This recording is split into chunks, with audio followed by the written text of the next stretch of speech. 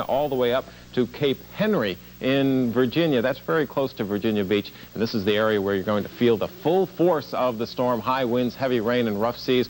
And right now it looks like the storm is going to start to run due north, hugging the coast. Elsewhere across the nation, you can see that's where the real stormy weather is going to be, thanks to Gloria and this very potent cold front pushing in right along with it. But the Midwest and the West, very nice, high pressure in control, sunny skies. But I have a big temperature difference. Chilly to cold for the nation's midsection, 50s and 60s. But we're still tracking the storm, although the center of the storm now is actually moving up through, I would imagine, just about through Massachusetts now, and probably into extreme southern New Hampshire. I would imagine the center of the storm to be just about right in here. This was as of 4 o'clock. A new statement is due in at 6 o'clock. The good news, wind speeds down to 75 miles an hour, but it's still racing across southern New England at 40 to 50 miles an hour to the north-northeast. The warning was changed at 4 o'clock, too. The hurricane warning is now in effect from Watch Hill, Rhode Island to Eastport, Maine. We should add to this that the Canadian Meteorological Service has issued storm warnings for western sections of New Brunswick and Nova Scotia. And we also have our live color radar to show you here, and you can see that there is a lot of rainfall covering up much of Maine. This is from the National Weather Service radar site out of Portland, Maine. This is Burlington, Vermont that you see out here. This is Boston down here. You can see that it is still a big rainstorm, but it really has diminished now that the eye is on shore. It has filled in, and the storm is weakening very, very quickly. When we receive our 6 o'clock update, our 6 o'clock bulletin, Eastern Time, we fully believe that it will no longer even be a hurricane. So very good news in that regard, but still a rather dangerous weather system. More coming up later, but now, stay tuned. To turn toward the north tonight. Top sustained winds 115 miles an hour. Storm-weary residents of the upper Gulf Coast already have been hit by 3 hurricanes this year, leaving 14 people dead, more than $3 billion worth of damage. More on Hurricane Kate in about 10 minutes, and more news after. But that's the way it looks right now. Hurricane warnings are in effect. Let me show you the hurricane warning map in effect all the way from Bay St. Louis, Mississippi, over to St. Marks, Florida, with gale warnings and a hurricane watch in effect all the way down to Cedar Key, Florida, and also over to Grand Isle, Louisiana. And of course, we will continue to have complete updates for you throughout the evening, and I'll be back with a complete weather outlook of the rest of the nation coming up in just a moment. Now, here's Chris. All right. Frank? Yes, I'm sorry, go ahead. Dr. Frank. I'm afraid my microphone was off. Please bring us up to date. We've looked at the satellite pictures, Sure. and we see where it is.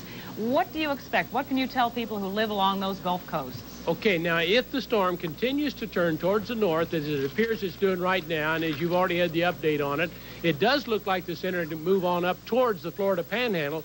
That decreases the threat over to the Alabama and Mississippi coast. And so it's mainly in the Florida Panhandle tonight. Now, we've got to wait as we go through the night to make sure that this trend towards the north is definitely going to be established. We've had indications tonight from the Air Force plane that's monitoring the system that it's moving towards the north-northwest right now. It was moving northwest earlier, and we anticipate it to move on to the north, and that should bring the center on up towards the coastline sometime tomorrow. What, briefly, if you can tell us, what's the best thing that could be expected to happen and perhaps the worst thing that could be expected? Well, the worst thing is if the storm continues to move on towards the north and doesn't lose any strength and crosses the coastline. If that would occur, we could have some tides 8 to 12 feet above normal in the area where the center would cross the coastline and a little bit to the right of that. The worst thing that could happen is, well, the best thing that could happen is if the storm would begin to weaken. At last report, Kate was located about 250 miles southeast of Apalachicola, Florida, moving to the northwest at 10 to 15 miles an hour. Forecasters expect it to turn toward the north tonight.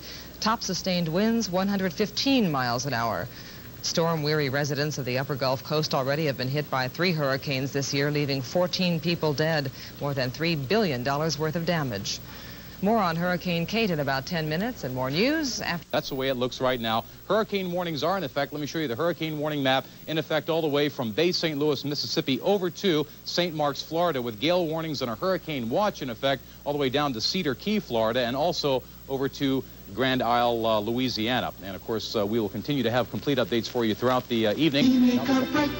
Our onion breadcrumbs. Right now, the highest winds remain about 105 miles an hour. I say remain. Actually, they have kicked up over the past couple of hours or so. In fact, when I first came on duty about 6 o'clock Eastern time, they were 95, jumped up to 100, now 105.